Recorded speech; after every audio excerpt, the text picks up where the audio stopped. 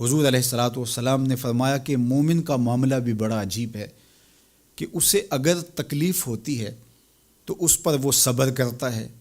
یا اسے خوشی ملتی ہے تو اس پر وہ شکر کرتا ہے، تو دونوں صورتوں میں اللہ اس کو اجر عطا کرتا ہے۔ اور یہ صرف شان مومن کی ہی ہے کہ وہ مصیبت پر صبر کرے، بلکہ فرمایا کہ مومن کے پاؤں میں کانٹا بھی چبھتا ہے تو اس کا بھی اس کو اجر دیا جاتا ہے، اس کے درجے بلند ہوتے ہیں، اس کے گناہ معاف کر دیے جاتے ہیں، اس کی خطاؤں سے درگزر کر لیا جاتا ہے۔ لیکن یہ مشروط ہے اس تکلیف کو صبر کے ساتھ برداشت کرنے سے۔ اگر وہ واویلا کرتا ہے، ناشکری کے کلمات کہتا ہے، تو تکلیف تو ختم نہیں ہوتی لیکن اجر زائل کر دیا جاتا ہے۔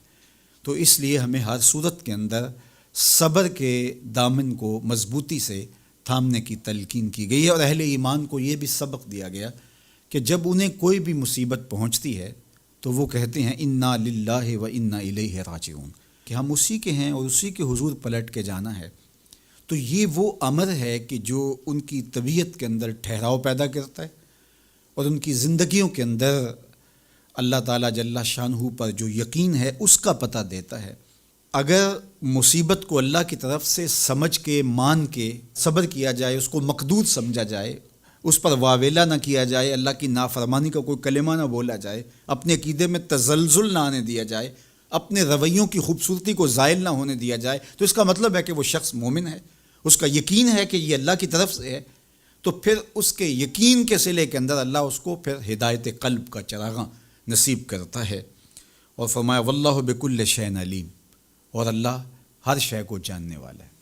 اسے پتہ ہے کہ کسی پر مصیبت نازل کیوں کرنی ہے، اور اس مصیبت سے اس کا امتحان لینا مقصود ہے، اس کے درجوں کو بلند کرنا مقصود ہے، اس کے گناہوں کو معاف کرنا مقصود ہے، اس کو کسی آزمائش میں ڈال کر کے اس کو مزید کندن بنانا مقصود ہے،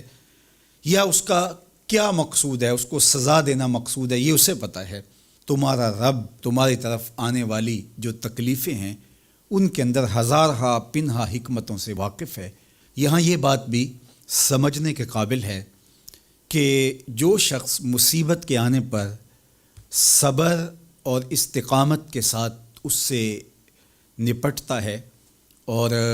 اللہ پر جو اس کا یقین ہے اس میں تزلزل پیدا نہیں ہونے دیتا، کل من عند اللہ، اے محبوب فرما دیجئے جو کچھ ہے وہ تمہارے رب کی طرف سے، یہ اس کا خیال اور فکر ہے کہ یہ میرے اللہ کی طرف سے، تو پھر اس مصیبت کو ٹالنے والا بھی وہی ہے۔ تو اگر یہ اس کا عقیدہ پختہ تھا تو پھر وہ مالک کی دہلیز چھوڑ کے، مالک کی چوکھٹ چھوڑ کے کسی اور دہلیز پہ نہیں جائے گا، کسی اور چوکھٹ پہ نہیں جائے گا، وہ اس مصیبت کو دور کرنے والا مؤثر حقیقی اللہ کو ہی جانتا ہوگا، اور اسی کے حضور دعائیں کرے گا، التجائیں کرے گا، کسی شرک کا ارتکاب نہیں کر سکتا ہے، اور وہ مالک کی دہلیز سے کبھی روح گردانی نہیں کر سکتا، بلکہ اس تکلیف کے آنے سے وہ اپنے رب کے ساتھ اور زیادہ جڑ جائے گا۔ اور اگر وہ صبر کرے